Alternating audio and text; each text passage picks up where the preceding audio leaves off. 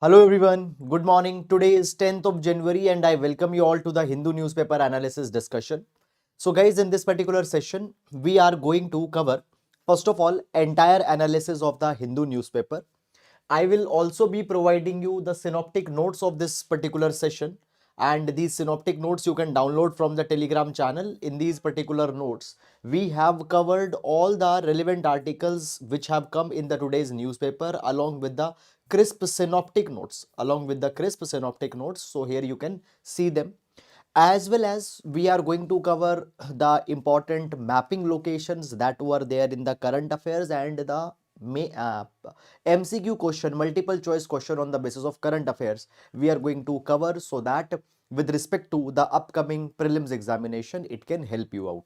So let's start with this, but first of all we take overview of entire newspaper, and this particular overview helps to understand that which articles are important in today's newspaper, what is placement of the articles, which articles might not be that much important for examination. For all such things, overview helps you to skim through the newspaper. So first of all, let's take that overview. So here we have Delhi edition of the Hindu newspaper, and first article that we have here is uh, Boeing 737 Max of Indian airline had a missing part. So 737 Max is a series of 737 Max is a particular model of aircraft which is manufactured by Boeing, and these 737 Max aircrafts have come under limelight because of many incidents that happened. For example, recently an Air Alaska aircraft has its window panel got stripped away while it was in the air. Then guys, we have seen that also many minor and one major accident also happened with respect to the 737 Max. So around the world, basically the audits of these aircraft is going on, and within one Indian airline also a missing part was there. So this is something that has happened. Okay, now here we have one article, most Indian cities are far from clean air target.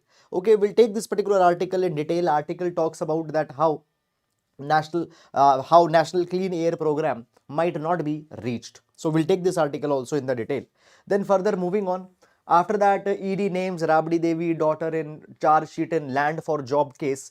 So basically guys, when we talk about the land for job case, it was a basically land for job case. It pertains to period of 2004 to 2009, where many people were given the jobs in the railways in exchange of lands. So lands were accepted here by the RJD chief Lalu Prasad Yadav, their family, and the companies which they owned. The lands were received by them, and in exchange, the jobs were given. So, in this particular capacity, the charge sheet and all such matters are now they are going on. However, for examination, you are not really required to go too much in detail in this particular article for exam point of view. Then we have city section. In city section, the regional issues, advertisements, political news, etc., all they are given. So nothing much important is given in this particular direction, guys. We will be moving on here, and directly we'll reach to editorial, because still editorial nothing important is given in the newspaper. Now in editorial we have this article, Justice for Bilkis Bano, questions on remission. Now guys, understand this thing. Day before yesterday, Supreme Court has given a judgment. In this particular judgment, 11 people who were earlier released, now these were the 11 convicts who has raped Bilkis Bano, a woman in Gujarat in 2002. They were given life imprisonment, but what happened recently? They were released. A remission was given by the Gujarat. Now, this matter reached Supreme Court.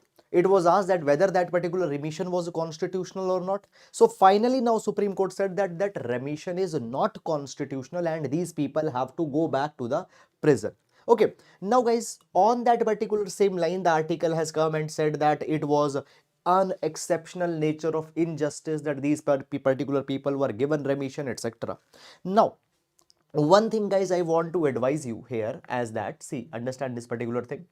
If you have seen the yesterday's newspaper, that is 9th of January newspaper, I have discussed this entire issue not with respect to only what Supreme Court judgment gave, but also I have discussed the issue that when we talk about the remission, as per the section 432 and section 433 of the criminal procedure code, state government has the power to remission.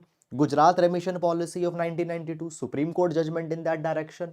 Okay, find all those particular dimensions I have discussed. So rather than going in this article, I will advise you to just read this article. If you have done yesterday, well and fine. If you have not done, then please at least download the synoptic notes from Telegram channel or see the yesterday's video. There much comprehensively we have discussed this entire issue. One thing. Second, now there will be a lot of commentaries that will come on this particular article. You are not really required to track this article every day. Okay, everyday commentary is not really needed. Okay, for exam point of view. Okay, then here we have article government growth sans demand. So article talks about the recently estimates that were advanced estimates that were released by NSO, where they have projected that GDP growth rate in this financial year will be around 7.3%. But article says that okay, the growth is good, but largely this growth is there because government expenditure has increased, private final consumption expenditure has not increased that much. Okay, fine. Then moving on, comprehending Lord Ram in all his dimension. Guys, I have read this entire article. So you know this particular thing that Ayodhya temple is to be inaugurated and around the basically Lord Ram and fine Ram Janmabhoomi, such dimensions have been provided. If you want, you can read the article for your interest, but for exam point of view, specifically talking about exam point of view, much important substance is not there. So fine, that is. Then moving on, why international law matters. We'll take this particular article for examination. The arrest of Shrikant Pujari, nothing important. So no need to go in this article. Okay, Indian tourists are important to the Maldives. Now guys, we know this particular thing that recently this India-Maldives confrontation is going on, and in this capacity there is one more article that has come. Fine, I'll take that. Okay. Fine. Now moving on. The next article we have a look at Project Tiger 50 years on. We'll take this particular article for examination. Then momentum investing, when investors buy assets which are steadily rising in price. Okay. Then guys, further after that we have this article, regulation by statute does not rob a varsity of minority status, observe Supreme Court. We'll take this particular article guys. Then further moving on, after that pending process is likely to delay panchayat polls in Jammu and Kashmir beyond May. So recently 2 days back, if you remember, I have taken entire chapter of PRI in our newspaper analysis. Okay, we have seen this particular thing that when we talk about the panchayats, a panchayat election has to be conducted before the expiry of the term, or if a dissolution happens within the 6 months, the panchayat election is to be conducted. Now panchayats election in Jammu and Kashmir happened in 2018. Panchayat were constituted in 2019, and now the panchayat term has been over and neither new elections have been conducted nor it is very much final then when it will happen. So fine. So this is something that is going on. After that, moving on, we have the political articles here largely. Then we have this article, rapid rise in web blocking orders. We'll take this particular article for the examination. Fine. Then further moving on, here we have an article, committee discusses norms to rein in coaching institutes to make misleading claims. So you might have already seen in newspaper that how many of the coachings, they are claiming that they have got so many of the ranks, and actually UPSC CSE institutes were notoriously in the news, and many of the institutions here in Old Rajendra Nagar, they were sent notices also that you have claimed so many rankers. Okay, so the point is that suppose if 1000 people got ranks, 3-4,000 rankers were claimed by the institutions. And here if you see the CCPA, they are saying this particular thing that the coaching institutes should mention information that the rank which has been secured, they need to tell very clearly that what course they opted, what was the duration of course, whether they paid the fees or not.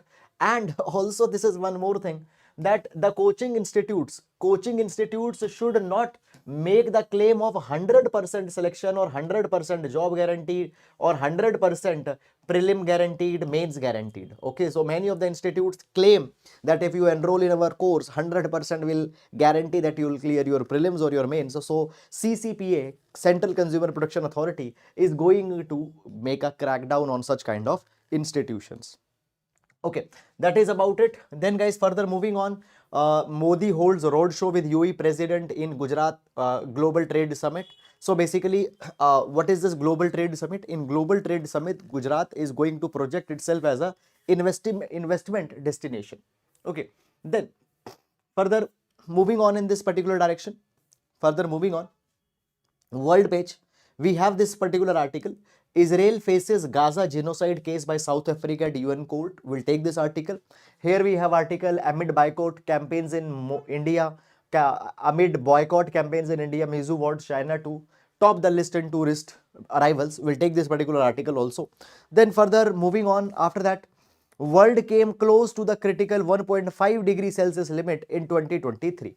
Now guys, understand this particular thing, that when we talk about the climate goal in Paris we agreed this particular thing, that we will ensure that global temperature does not rises beyond 2 degrees Celsius, and if possible it should not rise beyond 1.5 degrees Celsius. So this is the aspirational goal that we have taken.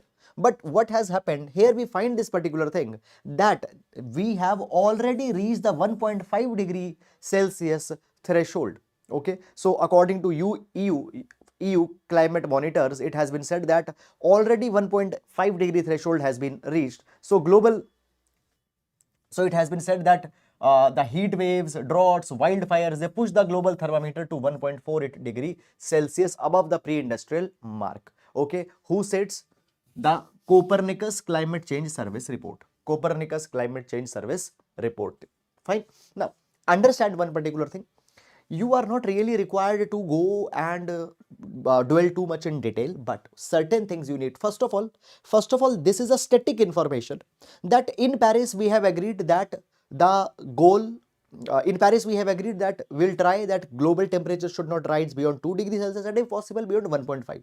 Many reports are coming which are indicating this thing, that actually we are not in line to reach that, we are breaching that. So here this report has again come. So you can quote these kind of reports and data points in your answers when you are writing on GS paper number 3. Okay, so that is about it.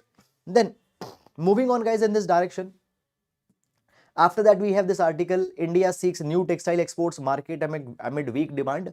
Okay, I will take this particular article also. Then sports section we have, and after the sports section, we have this science page. Sometimes the science page contains good articles, sometimes the science page contains the articles which are not that much relevant for our examination. This science page particularly I am talking about, because sometimes it gives articles which are dwelling in the research papers published in some of a journal on core physics, okay, chemistry, such like. But today's article is relevant. So today the article that we have is, could sisal leaves make sanitary napkins more sustainable in India? So we'll take this particular article for examination.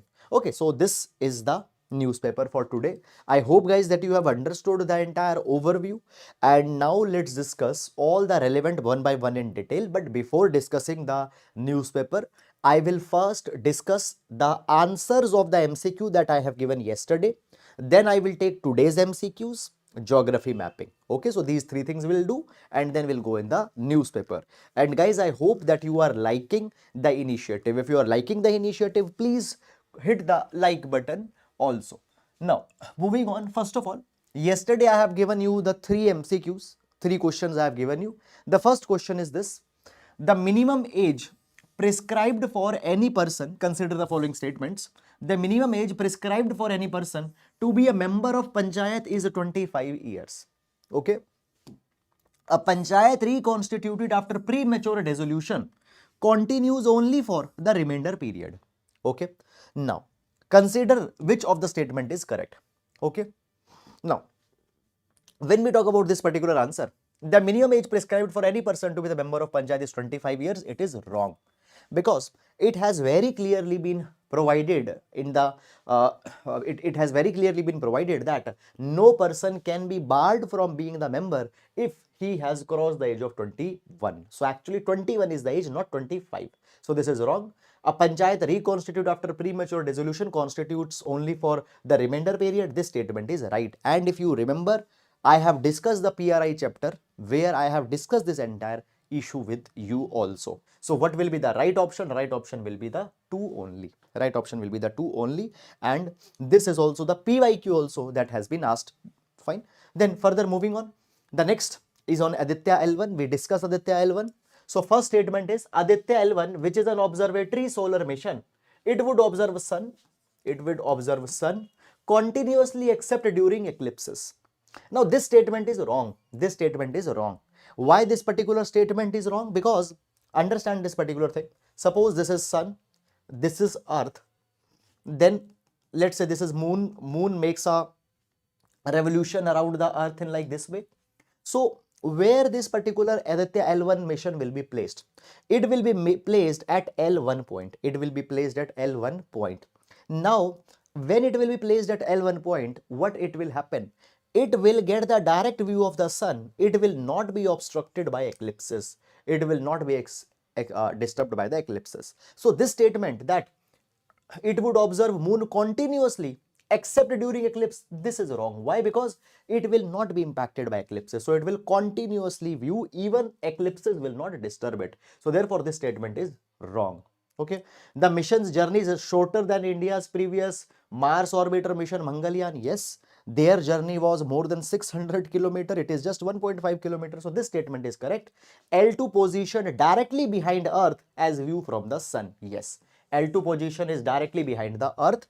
When we talk about the L2, when we talk about the L2 position, if any particular observatory is placed at the L2, then it has a more comprehensive, more wider view of the universe. And if you remember, when I have discussed with you the Aditya L1 article, okay, there I have given you, when I have discussed with you Aditya L1, there I have also given you a photograph in which this L1, L2, all these places were provided. So what is the right option? Right option is B, 2 and 3. 2 and 3.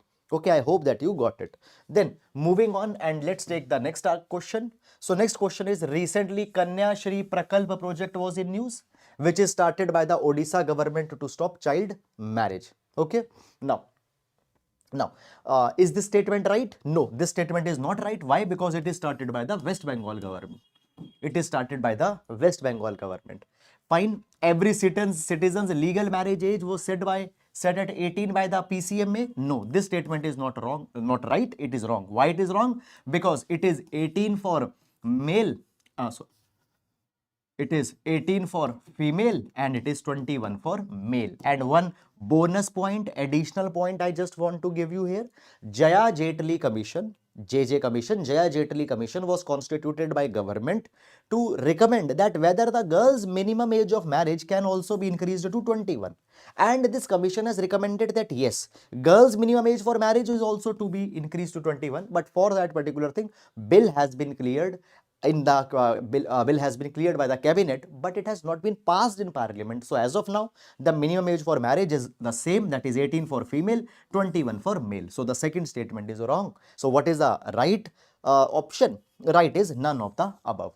So this is about the previous days, yesterday's MCQs that we have taken. I hope guys that you have understood it.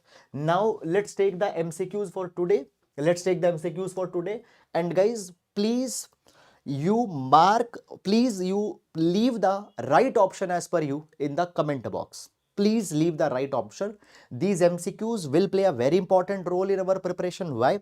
Because if you have this kind, now see, you have to have this particular kind of a obsession that I need to mark all the MCQs right. Okay, and when this obsession will, now why this obsession is needed? Not for some validation. This obsession will help you. How? If you have this obsession in your mind, you will read the articles that we are discussing more carefully, because from any article, a question can come. Okay, you will read the articles carefully, and next day when the question will come, you will reproduce that knowledge. In that way, revision will also happen. So the 99.99% aspirants, they have a problem that we are reading current affairs, but we are not able to remember. Why you are not able to remember? Because you are not revising.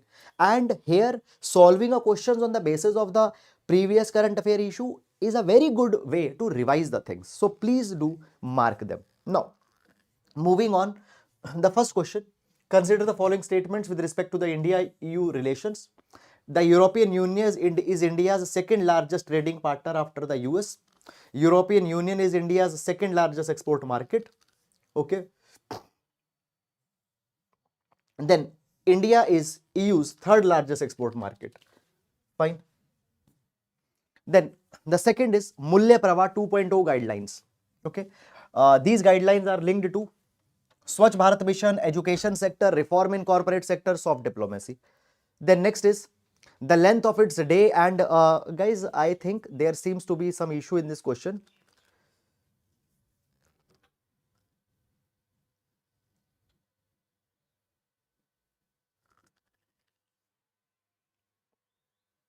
Okay, moving on. The length of its day and the tilt of its axis are almost identical to those of the Earth. Okay, so this is true for which planet? Uranus, Neptune, Saturn, and Mars, or the Mars. So this was the question that was asked in 1994 in UPSC prelims examination. So you have to mark the correct option. You have to mark the correct option. Okay, now taking up the mapping entry for today. Taking up the mapping entry for today. Okay, now today we are going to take the mapping of Korean Peninsula. Now, first of all, why we are going to take the mapping of Korean Peninsula today? Recently, what happened? We have seen this particular thing that North Korea, they fired artillery in the maritime buffer zone. Okay, they fired the artillery in the maritime buffer zone. And this particular thing has been called by the South Korea as an attempt of provocation. As a provocative attempt, it has been described. So, therefore, we are going to see this particular mapping of the Korean Peninsula. Now, first of all, guys, you need to understand that where they have fired these particular artillery, where they have fired. So, here you can see that we have North Korea. Here you can see that we have South Korea.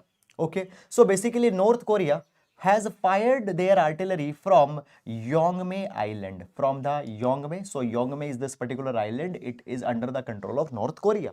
Often these questions come that recently Yongme was in news. It is in which country? They might ask a question. It is in South Korea, North Korea, Vietnam, Cambodia. So you need to know that Yongme is North Korea. From there, here they fired the artillery, and where the artillery was fired? Artillery was fired here in the Yeonpyeong Island. Yeonpyeong Island. Now understand this particular thing. Yeonpyeong Island. So basically, this is the northern limit line. This red one. This is the northern limit line. Red one. Okay. So this particular line divides that the zone that the zone above the north of this line is of North Korea, and the zone below this line, the zone below south of this line will be of South Korea. Okay, now guys, understand this particular thing that North Korea, what it says, North Korea says that their borderline is like this. Okay, so point is that that the attack that has been made, okay, Yeonpyeong Island, where the artillery has been attacked, it is being said that the South Korea, that it is an act of provocation by North Korea. So these two islands you need to have in your mind. Again, I'll tell. Yeonpyeong Island, this is the island where the attack has been made, and Yongme Island, this is island from where the attack has been made. So this is in the North Korea. Okay. Now moving on, guys. Certain things you need to know about North Korea and South Korea. First of all, guys, when we talk about North Korea and South Korea, understand this particular thing that historically their border was marked as 38-degree parallel. 38th parallel was their boundary, which was decided by USA after the Potsdam conference, and this is the 38 degree. This is the 38 degree. But what happened? What happened after the Korean War? After the Korean War, there was the new boundary that was established between North Korea and South Korea, and this is the new boundary. This is the new boundary. Now understand this particular thing that when we talk about this particular boundary, this boundary is called as often DMZ, demilitarized zone. Now understand this particular thing. When we talk about this particular boundary has two lines of control. This particular boundary has two lines of control. Okay, so this is the northern line of control, this is the southern line of control. In between there is a kind of a no man's land. In between there is a kind of a no man's land. Okay, there is a demilitarized zone. There is a demilitarized zone. There is a demilitarized zone. So if a question comes that demilitarized zone, often in the news, it is a boundary between which two countries? It is a boundary between North Korea and South Korea. Okay, so again I am telling you that northern line of military, northern military demarcation line, northern military demarcation line. Then here we have the southern military demarcation line, okay, and in between DMZ, demilitarized zone is there. Okay, so this is the North Korea and South Korea. Now, what are the important water bodies around the North and the South Korea? Listen very carefully. So first of all, guys, when we talk about the China, here we have the China. So China shares a boundary with the North Korea. So here we have China, here we have North Korea. Okay, now here we have South Korea, and the water bodies that we have is, here we have the Korean Bay. Here we have Korean Bay overlooking North Korea. Here we have Yellow Sea overlooking South Korea.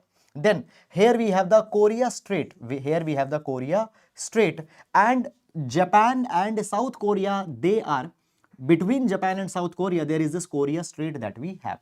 Okay, and here we have Sea of Japan. Here we have Sea of Japan. So understand this particular thing, that here we have South Korea. In the west of South Korea, there is a Sea of Japan. In the east of South Korea, there is Yellow Sea. And between South Korea and Japan, there is Korea Strait. Between South Korea and Japan, there is Korea Strait. Okay, so often these particular locations, they are often asked in the examination. In world mapping question are also have increased a lot. So these are certain points that you need to know for the examination. Okay, and such information I have provided you in a slide also. Okay, one more thing, guys, that many of you requested that please put these mapping in synoptic notes. So I have added it in the synoptic notes. You will find it. Okay, you will find it. Now, moving on. Okay, so guys, in every class, we start with the GS quotation. So the quotation for the today that we are going to take is from Bhagavad Gita. So today we are going to take the quotation from Bhagavad Gita. So basically Bhagavad Gita talks about the detachment. It talks about selflessness. Bhagavad Gita explains that detachment is not that you own nothing. Detachment is not that, okay, I'll give away all my property. The monk who sold his Ferrari, fine, that is kind of a detachment. They say that detachment is that nothing owns you, No temptation, no greed, nobody, no external factor has a control on you. That is the true detachment. You can write it in your GS paper number 4 ethics. Now, moving on, and okay, let's take the first article for today.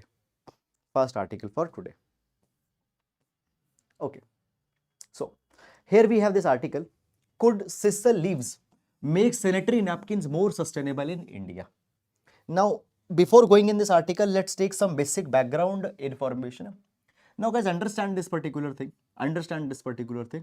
that women's bodily autonomy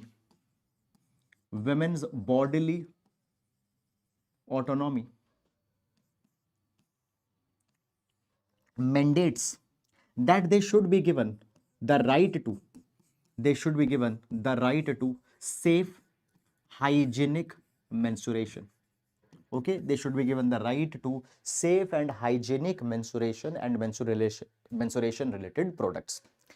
Even today, we find this particular thing, that there are so many people in rural India, and in fact in urban India, many women are there who are not able to afford the safe and hygienic menstruation products, which fundamentally is a violation of their dignity, which is fundamentally the violation of their bodily autonomy. Now, understand this particular thing, guys, that on one hand, we are promoting the usage of sanitary napkins, but at the other hand, these sanitary napkins have become a major environmental irritant. How they have become a major environmental irritant? First of all, let's understand that, and then we will come back again on this particular issue. Okay, guys, just tell me one thing, that is the stream clear to you or not? Okay, now moving on. Guys, see this particular thing, that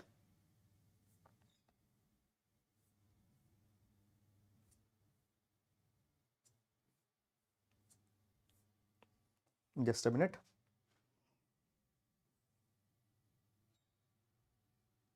Fine.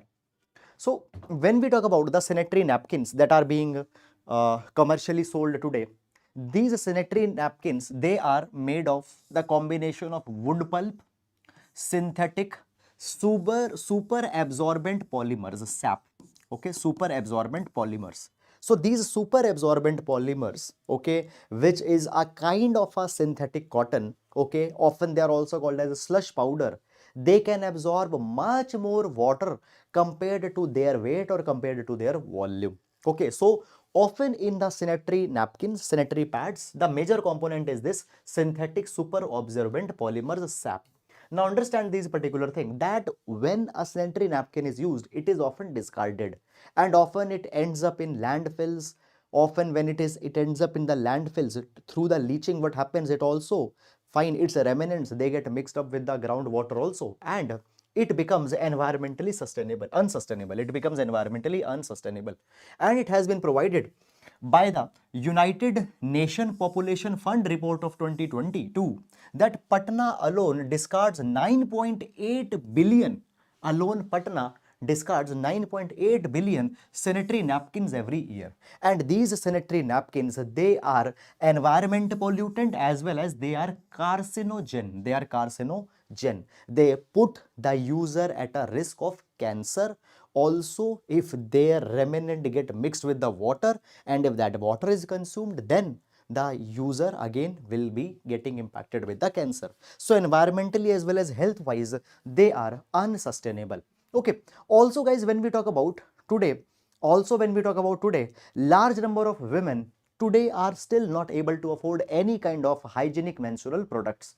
For example, according to 2022 Center for Economic Data and Analysis report at Ashoka University, it was provided that though there is a rise in number of people using hygienic methods such as sanitary napkins, tampons, menstrual cups, but still hygienic products are available to only 500 million people worldwide. In rural India, 42% of the adolescent women use hygienic methods to manage their periods, means around 58%,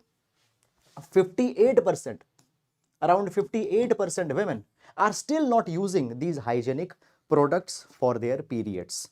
So what it leads to? It leads to the health concerns, it leads to the dignity violation of the women.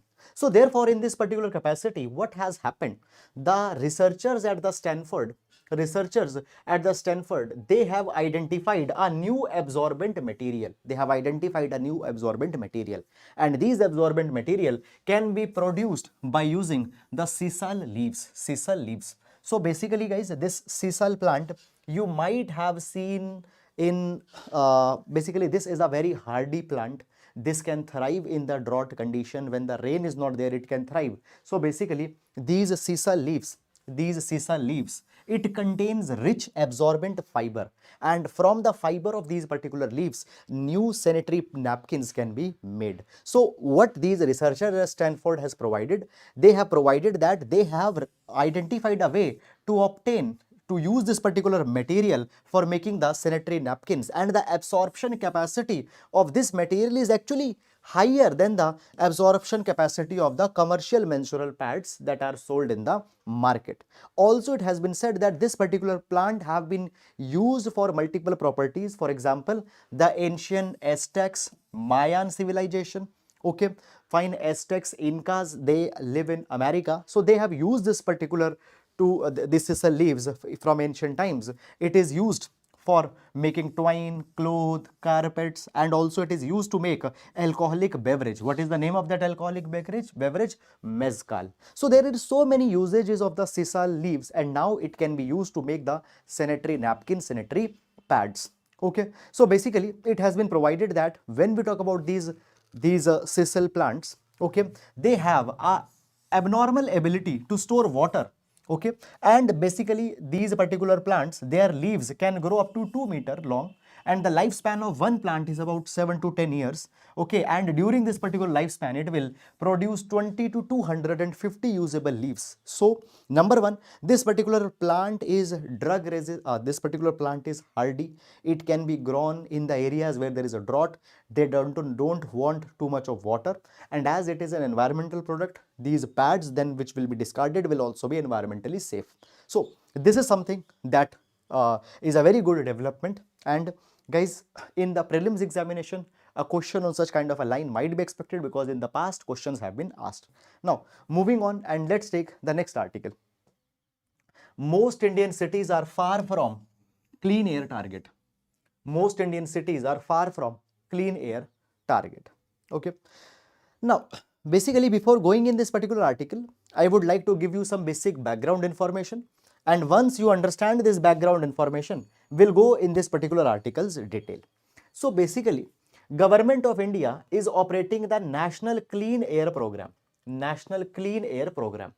And this National Clean Air Program aims to reduce the, it aims to cut down the pollution in the range of 20 to 40%, 20 to 40%. Originally, the limit or the year till which 20 to 40% reduction in pollution was to be achieved was 2024, but now this has been extended to 2026. So basically, it aims to reduce the concentration of particulate matter as well as other pollutants by 20 to 40% by 2026. In how many cities? It covers 131 cities. It covers 131 cities. Okay. Now, what has happened? One report has been released, and the name of the report is Living Sciences and Climate Trends Report. This report has been released by the Respirer. And this particular report provides this particular thing, that those cities have achieved, has shown an improvement in reducing the pollution, but many cities, A, pollution has not been reduced in them, B, rather than the reduction, actually the pollution is going up. Third, many of the cities, they don't have functional sensors, they don't have the facilities to capture that what is the amount of pollution in the real time. So these certain trends, three trends have been identified by the Living Sciences and Climate Trend Report. Now, this particular report says this particular thing, that for example, when we talk about the Delhi, okay, the PM 2.5 level has declined very marginally. For example, PM 2.5, particulate matter 2.5, it has declined just by 5.9%. Mumbai rather has seen a 38.1% rise in PM 2.5. Ujjain has seen a 46% rise in PM 2.5. So these cities have seen an increase. Delhi has seen a marginal decrease. Now, one more thing, guys. In the article, there are so many cities that have been mentioned. You are not really required to track every city's PM 2.5, okay, because 131 cities are there. You cannot remember all of them. Now, article has also provided this particular thing, that the cities which are really good performer, which are those cities. So it has provided that when we talk about the Varanasi, so Varanasi has seen a sharp decline in PM 2.5 between 2019 to 23, and they said that Varanasi has seen a 72% on an average reduction in PM 2.5 and 69% reduction in PM 10 level. Now, this particular study has analyzed the data from 99 cities. If you see, I have already told you that National Clean Air Program, it covers 131 cities, but this particular report has covered 99 cities. Now, one more thing, guys, that as we talk about the cities, report has also provided this particular thing, that actually only 49 cities are there in India which have the record of 60 months, 5-year data. Fine, only 49 cities are there which have the 5-year data, that what are the pollution levels, what is the pollution trajectory. Okay. Also, they have provided this particular thing. That when we talk about the climate, it also get influenced through many of the environmental factors also. For example, the wind speed, rainfall, etc. And also, only 4 of the 90 plus cities that were analyzed, they have more than 10 stations to see the pollution, to analyze the pollution. Okay, so this is the report, and this particular report, guys, very clearly you can utilize for your GS paper number 3, issues related to environment, pollution, etc. Because in GS paper number 3, there is a possibility that a question on such line can be asked, and if a question comes, you can use this particular report data. Okay, now moving on, guys, as we have discussed this particular thing, some additional information I would also like to give you, and it is with respect to the AQI, Air Quality Index. Now, when we talk about the air quality index, what is air quality index? Air quality index is simply a number which measures the air quality in a particular region. And this air quality has been made color coded so that people can identify. So air quality index, it color codes the cities, it's color code the areas on the basis of pollution. For example, there is good AQI where it will be green. If the pollutants is the score is between 0 to 50, then it is good. Satisfactory 50 to 100, moderately polluted 100 to 200, poor 200 to 300, very poor 300 to 400, and severe is 400 to 500. Recently, Delhi came into the severe plus category. Delhi came into the severe plus category. Now, when we talk about this air quality index, it actually measures 8 pollutants. It actually measures 8 pollutants.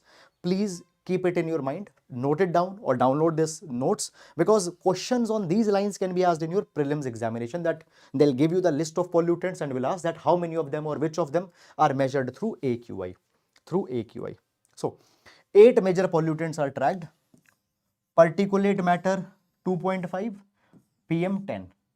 Then it measures ozone, carbon monoxide, nitrogen dioxide, sulfur dioxide, lead and ammonia.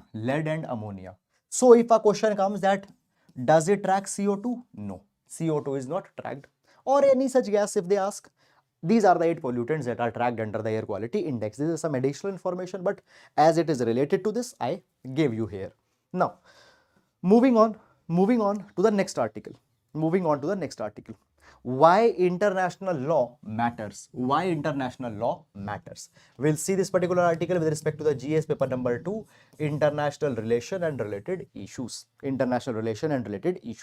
Now, first of all, guys, before going in this particular article, certain basic things you need to know, that already we have seen that more than 2 years have happened. Russia-Ukraine war is going on, and there was no idea that when Russia-Ukraine war will come to an end, and Hamas-Israel war also got started. Hamas-Israel war also started. So basically the countries, they had said that what is the meaning of the international law? What is the meaning of the international institutions? What is the logic of having the UNSC? You are not able to stop the war. You are not able to resolve the war. You are not able to keep the countries under the check. So there is a lot of such kind of criticisms of international law, international institutions that have come. So in this particular line, this particular article actually has come. So basically, first of all, guys, it is a misfortunate thing that has happened, that thousands of people are suffering. They were suffering in Russia, Ukraine, and now even more people are suffering because of this particular Gaza war. And it has also been called as a humanitarian crisis. Okay, now understand this particular thing, that what has happened. Article 2 subclause 4 of the United Nations Charter has come under the question. Now, what is the Article 2 subclause 4 of UN Charter provides? It prohibits the use of force in international relation.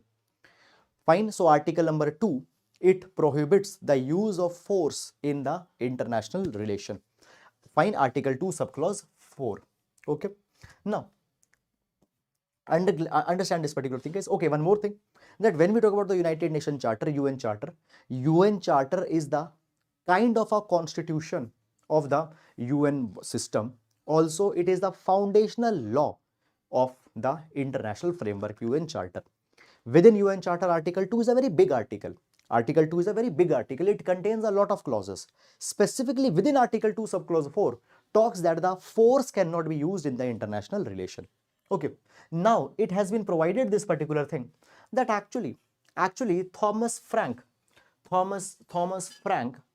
50 years ago already criticized this particular thing, that the Article 2 subclause 4 is a dead article. It will never be successful. Why it will never be successful?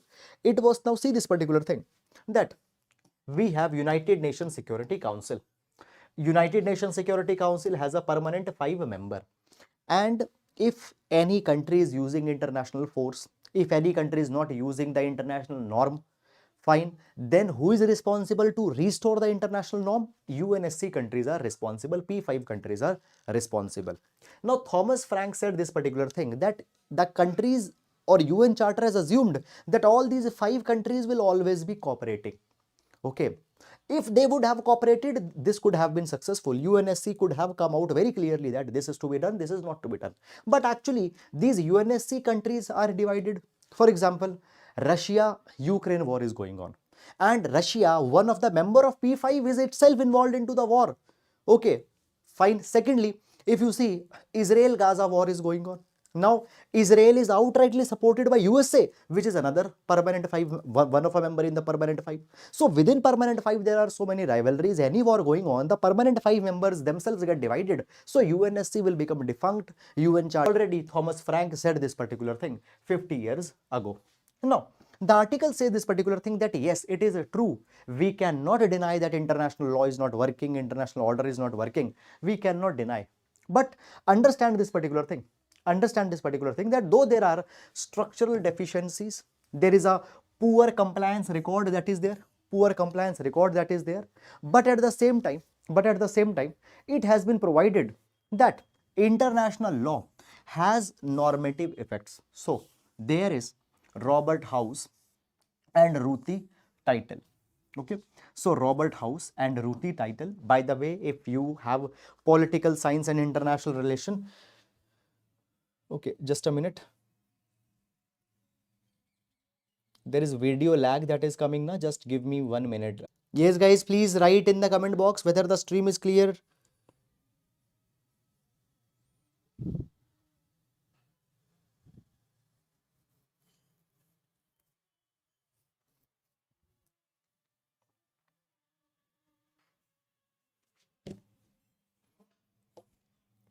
Okay, okay.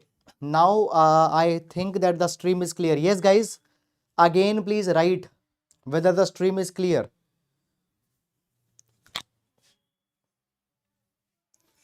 Now, moving on. So, yes, we were discussing this particular thing, that the international law suffers from inadequacies, it suffers from a lot of deficiencies, lot of problems are there, but still we have the thinkers, that is the Robert House and Ruthie title. Both of them say this particular thing, that compliance's adequacy should not be the only factor. They say this particular thing, that the concept of compliance is inadequate to understand whether international law has normative effects or not. Now, what is the meaning of this line? Understand this particular thing. When international law is there, it establishes a standard, it establishes a norm, that what is acceptable and what is not acceptable. See, there will be 5-10 people who might not follow the rule even though that is there, but at least that will give a direction to at least 80% people. Okay, say, suppose there is written photography is not allowed. Still there be 10-15 people who will still click the photographs, but at least 80 people will get deterred that okay, photography is not allowed here. If even that warning is not there, everybody would have done the photography.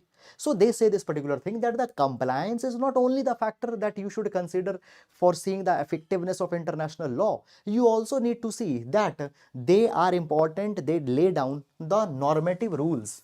Now they say this particular thing, that for example, national courts, they say this particular thing, that for example, national courts, often they use international law to interpret the domestic law to enlarge its content. For example, there is 1948 UN Universal Declaration of Human Rights. 1948 Universal Declaration of Human Rights. It has identified certain human rights. Now guys, let's say our fundamental rights are not recognizing a particular kind of a right, but sometimes reading the sometimes reading the Universal Declaration of Human Rights, even the scope of our own fundamental rights have been extended. Okay, so this is something that happened. Okay, for example, when we talk about the environment, okay, environmental laws scope has been enlarged by reading the international frameworks. For example, there is United Nations Convention on Rights of Person with Disabled People. There is United Nations Convention on Right of Person with Children. So as UN Convention on Right of Person with Children it has influenced the laws in India also. Okay, so courts, domestic laws, they always look to the international law and they enlarge their content. This is a very important role. This is a very important role.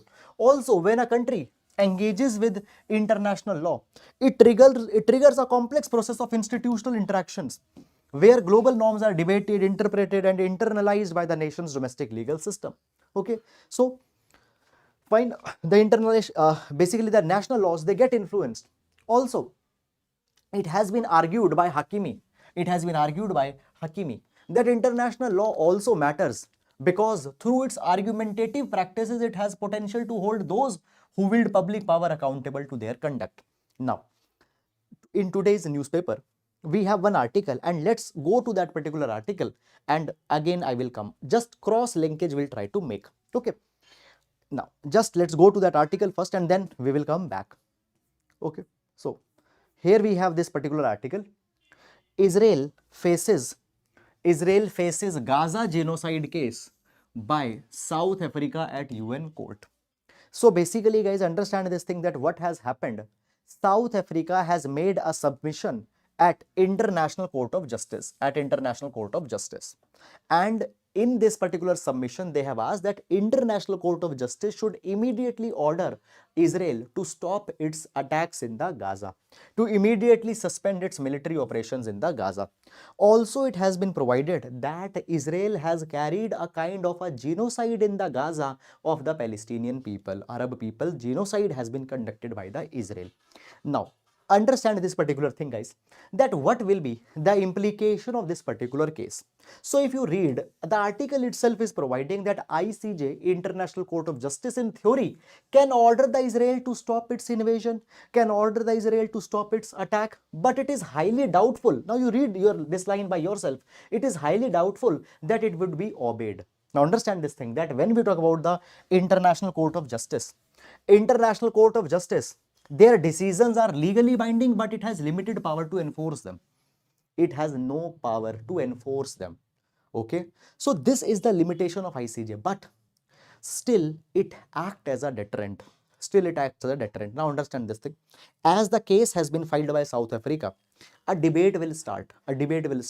People will discuss the role of Israel. The people will discuss that what Gaza should do. Many will put forward their opinions. So at least this particular thing will come into the limelight. Though ICJ, whether it will do something on ground or not, it doesn't matter. Okay, so this is the reason. So basically, guys, when we talk about South Africa in this particular matter, what South Africa has done? South Africa has filed the case against Israel. Okay, and they say this particular thing, that it has signed the UN Genocide Convention, and they have signed the UN Genocide Convention, and now by attacking the people in the Gaza region, they are violating this UN Genocide Convention. Okay, now understand this particular thing. This UN Genocide Convention, it is also kind of an international law. In effect, today Israel is carrying attack. Let's say Israel is violating it, but at least it sets a norm that what is acceptable, what is not acceptable, what is acceptable, what is not acceptable. Okay, now beyond this, nothing much is there in this article. Israel has reacted angrily that how dare you did this or that, but this is the case in point that I hope you understood it. So basically, when we talk about international law establishes the norms, it establishes a standard. Also, it brings the countries, the people accountable for their conduct, and the same example of Gaza, Israel, and South Africa has been given here.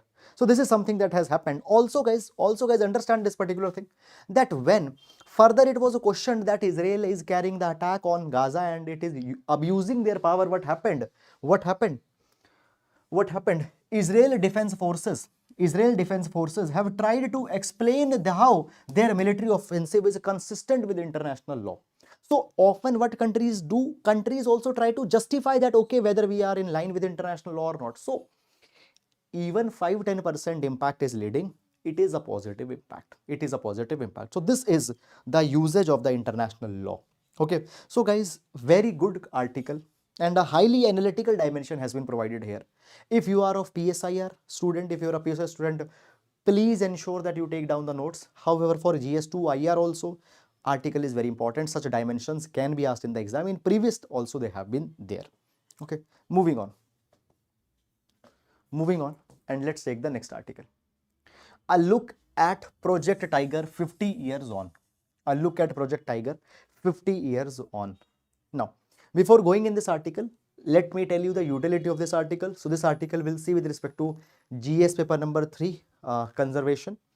Also, one more thing guys, I want to tell you that sometimes actually what happens, specifically in text and context, they give entire one-page article where they are trying to give you a PhD on one particular thing. Sometimes they go little bit beyond the scope of UPSC examination and it becomes irrelevant. Okay, so keep this particular thing in your mind. Fine. For example, what they will do, they will pick up a particular act and subsection, subclause, this subclause, that subclause. That much you need not to do, because if you have seen the paper, and if not, I will insist you to go and please see the paper. Questions that are asked in UPSC, they are on broad themes, broad issues, broad contours. They are never going to ask and tell that, okay, what are the issues related to the section 43D of CRPC? No, that does not happen. Now, article provides about the 50 years of the Project Tiger. Now guys, understand this particular thing, that in 1972, Wildlife Protection Act was enacted by India. Now understand this particular thing guys, that incidentally in 1972, we participated into the Stockholm Conference. And as we participated in the Stockholm Conference, the issues of environmental conservation, wildlife conservation, they were discussed there. And in that particular line, Wildlife Protection Act, Environment Protection Act, Air Act, Water Act, many acts were passed in India in 1970s, 80s. So 1972, Wildlife Protection Act came. And Wildlife Protection Act, in order to protect the wildlife, they introduced the concept of national parks as well as the wildlife sanctuaries. So national parks and wildlife sanctuaries could be created into the notified forest, and in this notified forest, conservation of the wildlife will become important. Now understand this particular thing. In forest, environment, animals and tribal people have existed together. Tribal, environment and animals have existed together. Now what happened, as the national parks were converted or created, so it was provided that once a area in the forest is converted as a national park, fine, the rights of forest dwellers, fine, they will become vested with the state government. It will be on the mercy of the state government whether it wants to give any right to tribal people, yes or no. And guys, what happened in 1973, Project Tiger came for specific conservation of the tigers. And today, now understand this thing, Project Tiger came, and Project Tiger provided this particular thing, that in order to protect the tigers, we need to develop critical tiger habitats. Now, what is the critical tiger habitat? Critical tiger habitat, that particular area in which the tigers live. So that particular area is to be protected because it happens to be the habitat of tiger. So critical tiger habitats are to be protected, and therefore tiger reserves were created. What is a tiger reserve? Tiger reserve is a particular protected area which is created to protect these critical tiger habitats. Very simple. Today we have 54 tiger reserves or critical tiger habitats in our country. The 54th got created in 2023. Now, it has been provided that actually what we have adopted a fortress conservation method. What is this fortress conservation method? For example, suppose this particular area is created as a tiger reserve, critical tiger habitat. Now, Adivasis will not be allowed, humans will not be allowed within this, industry will not be allowed within this. A kind of a fortress conservation approach we have adopted, where we are keeping the tigers here in their original habitat as far as possible.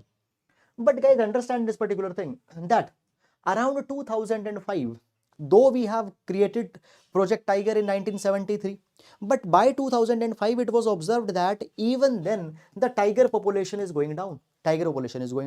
And at that point of a time, Prime Minister constituted a tiger task force to crack the mystery of vanishing tigers, despite of spending so much of money and bringing so many of the safeguards. And here a very important link was created. Now, it was provided that the protection of tiger is inseparable from the protection of the forest in which it roams, and the protection of the forest is not possible, it is inseparable from the fortunes of the people who inhabit these forests. So they provide this particular thing, that what you have done till now, in the name of tiger conservation, in the name of wildlife conservation, you have alienated the tribal people, Adivasi people. You have just relocated them, you have just ignored them. They say that these people, Adivasis, tribal people, they have always contributed in the conservation of forest. And if forest will thrive, wildlife will thrive. So therefore, government did a course correction post 2005. Government did a course correction post 2005. What government did? Government in 2006 gave the statutory status to this National Tiger Conservation Authority. National Tiger Conservation Authority was notified earlier also, but in 2006 it was given a statutory status. Also, what happened in 2006, government came with Scheduled Tribe and Other Traditional Forest Dwellers Recognition of Forest Rights Act 2006. Popularly it is called as the FRA. Popularly it is called as the FRA. Now this particular act recognized the traditional rights of the forest dweller on the forest lands. Their community rights were recognized. Community rights were recognized. Their forest rights, land rights were recognized. They were given the right to collect the minor forest produce. Collect the minor forest produce. Also, it was provided to them that Gram Sabha's consent will be taken before bringing any developmental project where the tribal people live. So large number of rights were given to tribal people. Now, also what happened? Forest Right Act, it introduced the critical wildlife habitat. Critical wildlife habitat. What is critical wildlife habitat? Any area could be declared as a critical wildlife habitat, and after that, that particular area cannot be diverted for the non-forest purpose. You cannot develop industry there, you cannot develop highway there, you cannot develop some housing complex. So then that particular land cannot be diverted. So what we are doing here, we are trying to make a link that how conservation of forest, conservation of tribal will go hand in hand. Okay, so that is something it was provided, and by those two conservations, tribal and forest conservation, automatically wildlife conservation will happen. Okay, so this is something that happened. Also guys, if you remember, I told you that there are 54 tiger reserves. Originally these tiger reserves, critical tiger habitats, that are to be preserved. Okay, so these tiger reserves are to be created in a democratic process and on the basis of scientific and objective criteria. Okay, so that the tribal rights don't get negated. But actually what has happened, up till now, its effective application has not happened. Its effective application is not happened. Okay, now understand this particular thing, that what is happening, though it was provided that both have to coexist together, but often for the tiger conservation, tribal people's rights are being negated. Fine. Now understand this thing, that outside the critical tiger habitat, there is the buffer area. There is a buffer area. Now this buffer area is to promote human-animal coexistence. Okay, here the livelihood, developmental, social, cultural rights of the local people are recognized, but neither the people are allowed to live here, nor they are allowed to coexist with the wildlife. Okay, that is something has happened. Almost all of the India's tiger reserve, they have been notified without meeting these particular kind of a requirement. Now what happens? Whenever a tribal people's land is taken, for the conservation of environment, for the conservation of wildlife, they are given compensation under the, right to fair compensation and transparency in the Land Acquisition, Rehabilitation, Resettlement Act. That is the, popularly it is called as the LARR Act.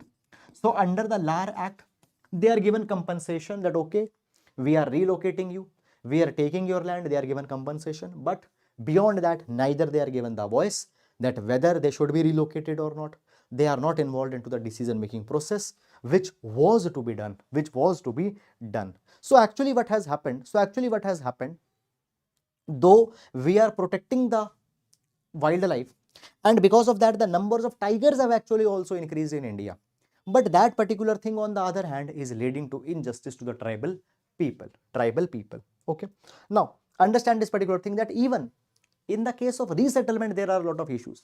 For example, it was provided that whenever the resettlement would be done, there Alternative fuels are to be provided, fodder, non-timber forest produce resources, non-forest land, electric connections, all these things are to be provided when the tribal people are being resettled. But even that has not happened. Minimum monetary compensation just have been given to them. And also there is a case study from 2017. National Tiger Conservation Authority refused to recognize the rights under the FRA in the critical tiger habitats. Critical tiger habitats. Okay, then Ministry of Environment wrote a letter. Then they were recognized. So therefore, we see this particular thing, guys. Now, this actually happens to be a major issue when tiger versus environment issue comes. Okay, so often in the name of wildlife, tribal rights are negated. This happens to be a case study, and a question on this particular line I'm expecting from past 2-3 years might be coming. So please be prepared. A question might be there. So that is about it. And now, moving to the next article. Regulation by statute does not rob a varsity of minority status, observes the Supreme Court. Okay. So basically,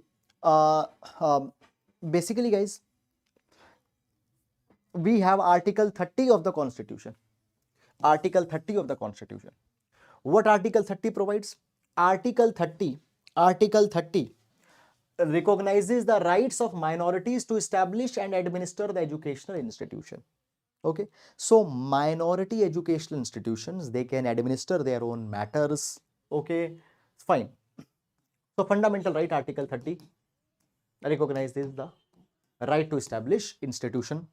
Now, basically, guys, there is a matter that has come in the Supreme Court, and the matter concerns that if any institution is regulated by, a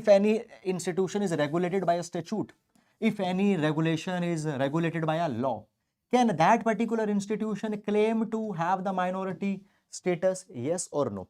Now, the question here is with respect to the Aligarh Muslim University. The question is here with respect to the Aligarh Muslim University. Now it has been said that the Aligarh Muslim University has been recognized as the minority institution under the article number 30, of Indian Constitution. But it has been seen that actually there is a law also to regulate the Aligarh Muslim University. So there is Aligarh Muslim University Act of 1920. So if you see here,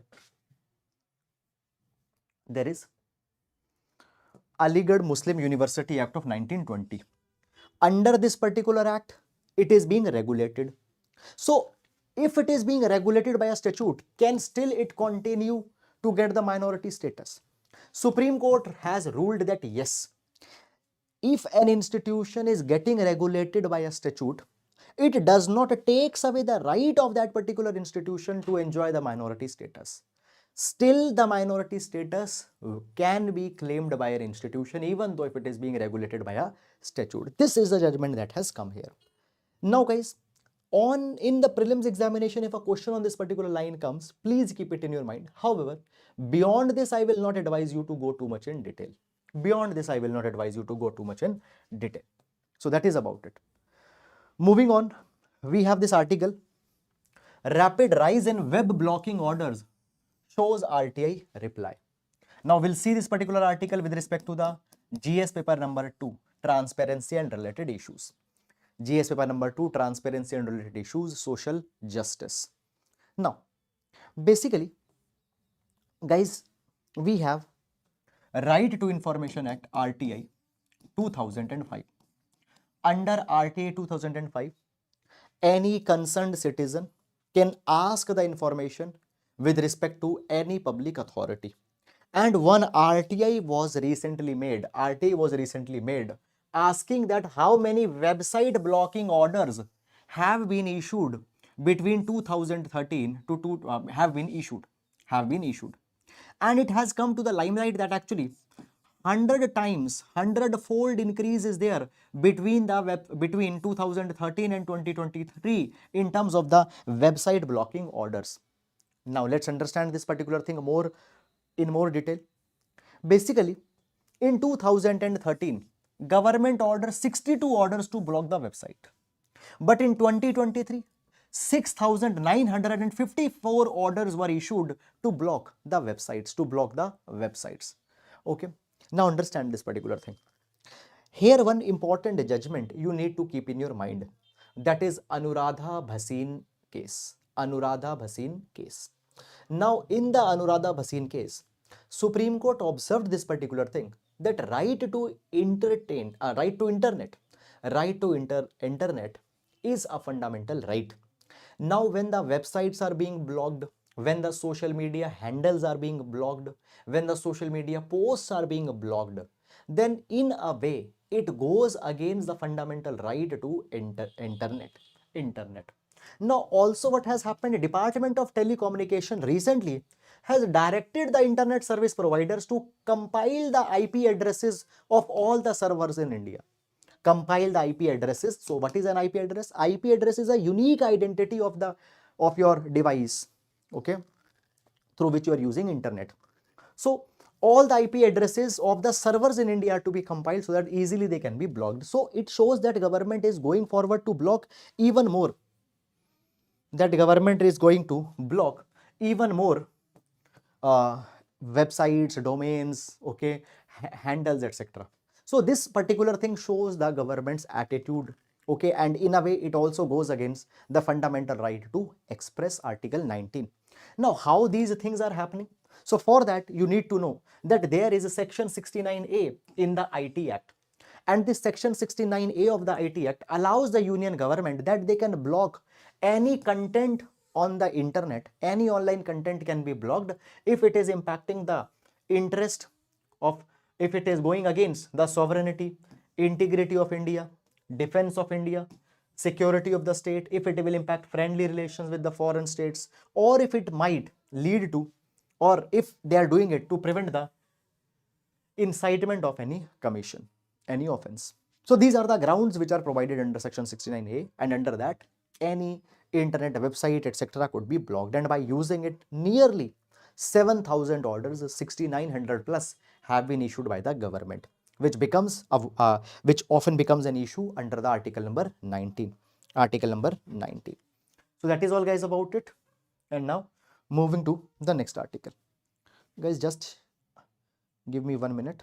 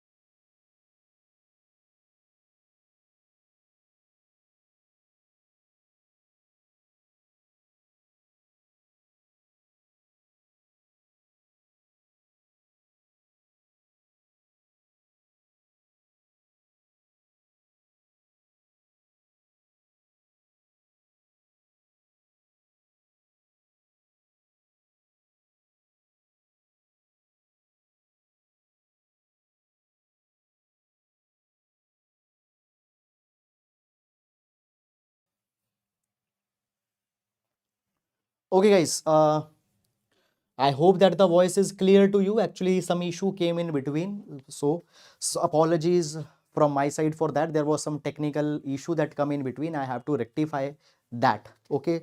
Now, moving on. Moving on to the next article. Moving on to the next article. India seeks new textile export markets amid weak demand.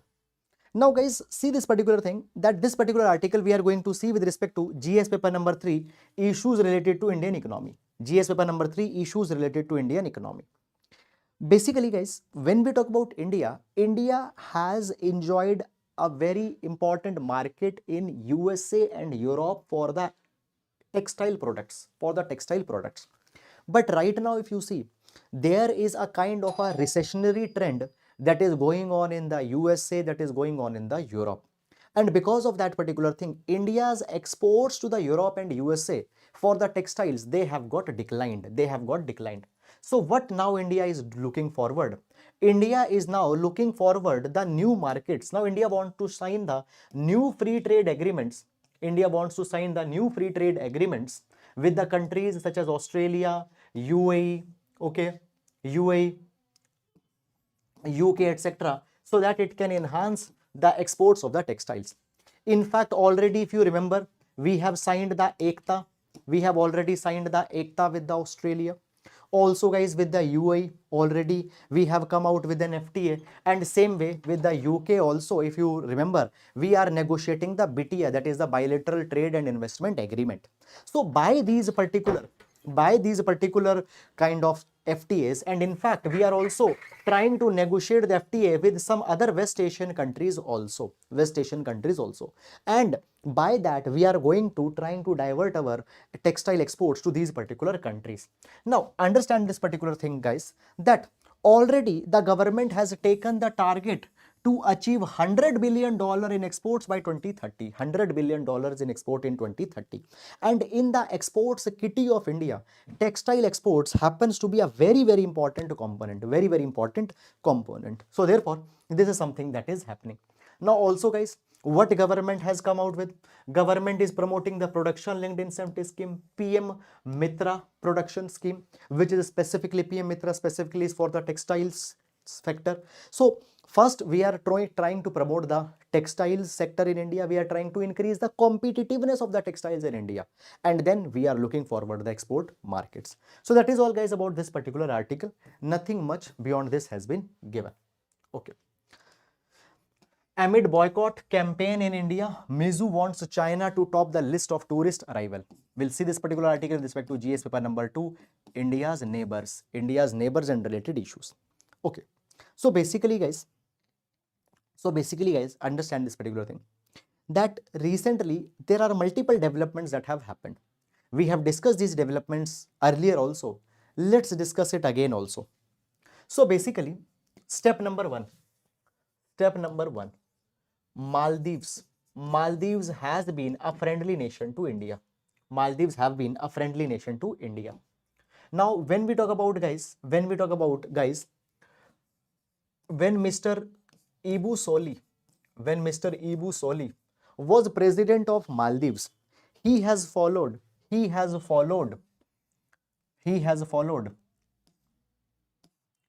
First policy. Okay. And during his time, during the former president Ibu Soli, India-Maldives relation, they actually got prospered. India took many infrastructure projects in the Maldives. India provided the helicopters, Dornier aircraft to Maldives. Okay, fine. India-Maldives friendship project was taken up in the Maldives. Okay, but what happened to the opposition members during the time of the Mr. Ibu Soli started India Out campaign. They were not eager to give India the space in the development of the Maldives. And at that point of a time, the camp of India Out, in that camp, Mr. Mohammad Muizzu was an important player. Okay, just keep it in your mind. Now what happened recently in 2023, elections happened in Maldives. And as elections happened, Mr. Ibu Soli got defeated and Mr. Mohammad Muizzu became the president of Maldives. And he was a supporter of India Out campaign. And he was pro-China, he is pro-China. And it was seen that actually with the coming of Mr. Mohammad Muizzu, what will happen? The Maldives will become more inclined towards China, and exactly the same thing has happened. How this thing has happened? Number one, what happened? Maldives asked India that India should call back the Indian troops that are present in Maldives. Now, Indian troops are present in Maldives. They are helping Maldives to operate Dornier aircraft and helicopter that have been provided by India. Second, India and Maldives, since 2019, they are conducting the hydrographic survey. That hydrographic survey was suspended. And number three, what happened? Recently, Prime Minister of India visited the Lakshadweep Island. Okay. And basically, what India is doing, India is projecting Lakshadweep as an alternative destination to Maldives. Now, let's take some data. Okay. Fine.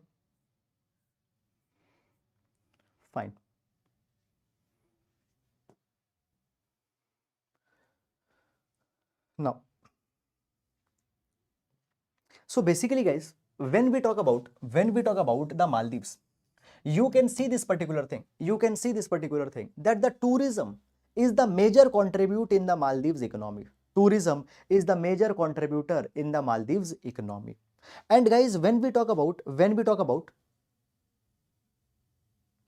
if we talk no, top 10 nations in terms of the citizenship of tourists who arrived in the Maldives between 2014 to 2023. So guys, if you see, in 2023, the Maldives on number 1, Russia is there. So the most tourists in 2023 that came in the Maldives are from Russia. On second number, there is India. On third number, there is China. Fourth number, there is UK. So in 2023, largest number of tourists that visited in Maldives from Russia, and second number, it is India. And actually, in a way, large part of Maldives economy, which is dependent, virtually entire economy of Maldives is dependent on tourism. And the most number of tourists that are coming are actually from Russia, India.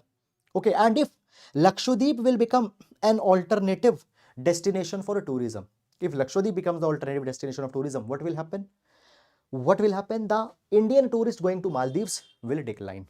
Now, what happened? Because of the Prime Minister's visit to Lakshadweep, many of the ministers in the Maldives, they got rattled and they started criticizing Prime Minister, and they started calling Prime Minister with many undignified terms, which is highly unacceptable. But at the same time, the people in Maldives, they forgot the power of Indians on the social media. Nobody on the social media has been able to survive, okay, if they have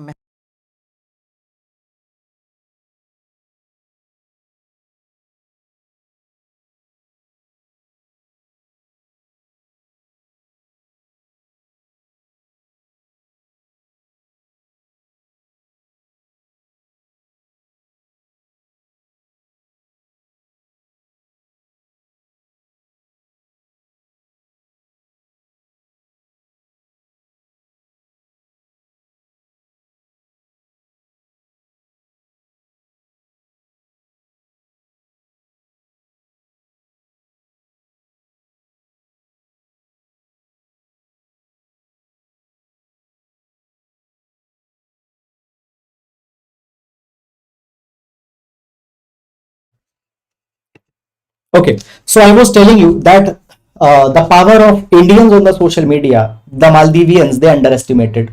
Now, the moment they started criticizing Prime Minister for visiting Lakshadweep, in India, boycott Maldives tag, it started trending. And now what has happened? Maldives has really been fearful that if Indians will not come to Maldives, how their economy will move forward. So therefore, what has happened now? Now the Maldives president has visited China, and in the China he is requesting China that the China should claim back their should claim back the rank 1 of the most number of tourists that visited. So they want that more Chinese tourists should come to the Maldives. So this is something that has happened in this particular direction. Beyond that, guys, I will not advise you to go too much in detail, because because beyond that nothing much has been there. So how Maldives is becoming more inclined to the China, this is an example to this. Okay, then moving on guys, moving on. Already this article we have covered. So that is all guys with respect to the today's session. I hope that you have understood it, and with this we come to an end to the today's session. Thank you so much guys. If you have liked the video, please do hit the like button. Please do subscribe to the channel. Okay, and now we'll meet tomorrow. Thank you so much.